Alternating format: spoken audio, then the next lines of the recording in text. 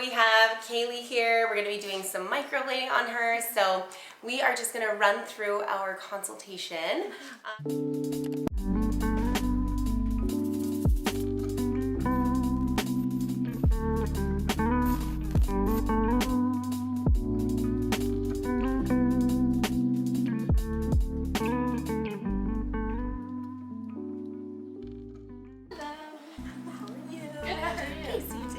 I'm Brittany. Nice to meet you.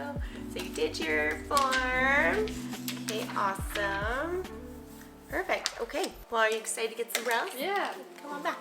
Come on in. So Kaylee, you checked off on your consent form that you've had Botox before. Where do you get Botox? I just get lip flips. On your lip flip? Okay. So for the purpose of what we're doing today, being microblading, that's really not going to affect anything that we're doing. Okay. If a client has had Botox in the past, I just ask them to make sure that it's been set, so at least 2 weeks, or they have to wait until after their microblading session, just because if they're getting anything in the brow area, it can really affect the symmetry when we're drawing things. So for example, if someone has gotten a brow lift for the first time 2 days before their appointment, I could microblade and shape based on what their face looks like that day.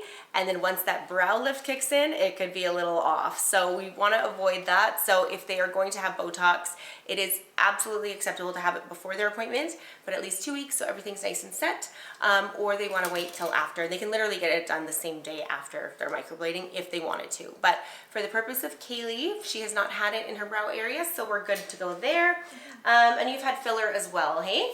Also in the lips? Yeah. Okay. So again, won't affect our brow area. Sometimes our clients will get filler to fill in fine lines and wrinkles around the brow. So if your client has had any filler in the brow area, you want to make sure it's been at least 4 weeks post filler before you start microblading.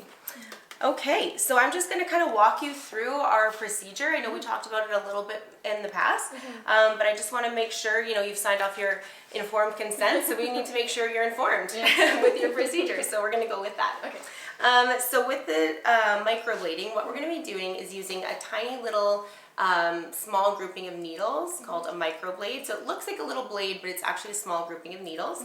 I use nano blades, so meaning they're really, really thin, small diameter. It causes very little trauma to the skin. Okay. But because we are scratching and making little paper cut type scratches in the skin, you could experience some redness post-procedure. So if you walk away from here and you think, oh my gosh, you gave me auburn eyebrows or strawberry blonde eyebrows. No, I didn't. Just so you know, if you see any redness, it's most likely your skin underneath the brow giving off a temporarily red hue. And it's just, yeah, it'll calm down over the next couple days as the skin starts to heal and calm down. Okay?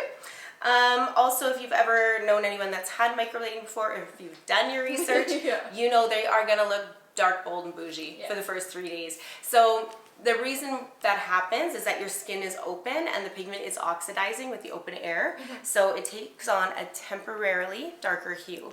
Then as all the inflammation calms down, your skin starts to heal over top. It's going to really mute down that color. So people are usually shocked at how much fading they experience. I actually say if you love them tomorrow, we didn't go dark enough. So you almost want to be a little taken aback the next morning, and then as they start to fade, you're going to be like, okay, they're perfect. That being said, if you love them in the morning and you're like, you know what, this is great, what is she talking about? They are probably going to fade a little bit lighter than what you'd like them to, so don't throw away your brow pencil just yet. But I always go more conservative, so we can always build on it and go darker at your appointment. All right?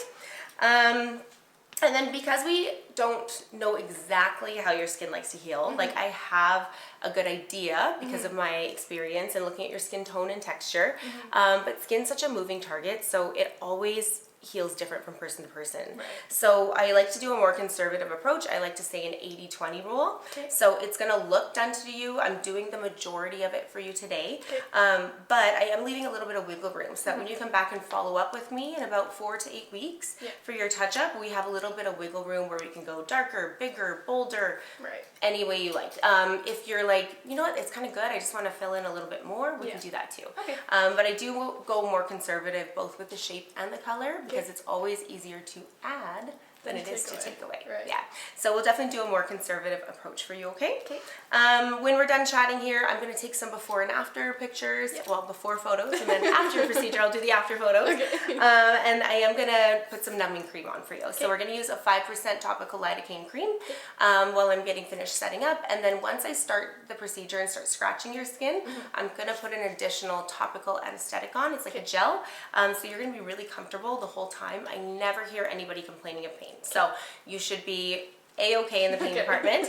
If you feel anything, it should be very, very mild. It'll be like a mild scratching, but it might make your eyes water, and it actually might make you feel a little sneezy because there is nerves under the brows that trigger sneezing responses. So it's kind of like if you're plucking your eyebrows or you bonk your nose, you kind of get that sneezing tight feeling. You might feel that on the first pass, but the more numbing we get in, the more it will go away. So it should be really comfortable. Once you're done freezing with the anesthetic, we are going to map out and shape your eyebrows. So I am going to draw grids all over your face and, you know, use a pencil and really draw them in for you so you can really see and visualize what we're going to be doing.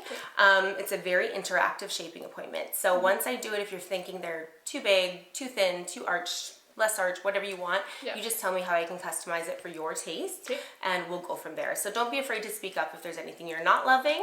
I always say surprises are good, just not when they're tattooed on your face. That is not a surprise that we want. So we are going to map out, we're going to measure based on bone structure. We're also going to keep as much of your natural hair as possible within reason. And we're just going to try to create more symmetry and just your brows, only better, right? So I still want you leaving here feeling like yourself. We just want you to be a better version of yourself in the eyebrow department. So. All right, and then I think that's about everything. Do you have any questions for me so far? I think you covered most of it. Okay, I'm pretty thorough in my consultations. I like to cover all bases. So okay, well, if you think of anything else as we're going throughout the procedure, feel free to speak up. But for now, I'm going to have you lay down. We're going to take some pictures and get some numbing going. Okay.